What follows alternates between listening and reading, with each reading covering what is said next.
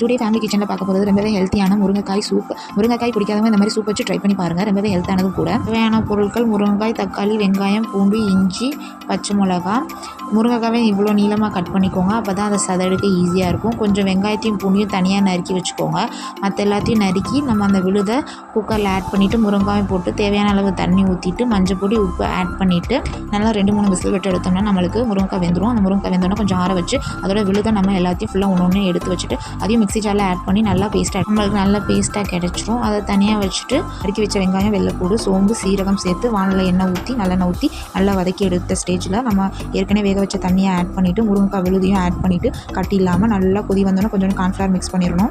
Mix பண்ணிவிட்டு அது கொதி வந்தோன்னா கொத்தமல்லி, பெப்பர் தூள் லாஸ்ட்டாக போட்டு இறக்கணும். நம்மளுக்கு சுவையான முருங்கைக்காய் சூப் ரெடி. முருங்கைக்காய் அதிகமாக கிடைக்கிறப்ப இந்த மாதிரி சூப் வச்சு ட்ரை பண்ணி பாருங்கள். ரொம்பவே டேஸ்ட்டாகவும் இருக்கும், ஹெல்த்தியும் கூட. டிஃப்ரெண்ட் டைப்ஸ் ஆஃப் ஹெல்த்தியான சூப்ஸ் பார்க்குறதுக்கு நம்ம சேனலை லைக் பண்ணி, ஷேர் பண்ணி, சப்ஸ்கிரைப் பண்ணுங்கள், ஃபாலோ பண்ணுங்கள்.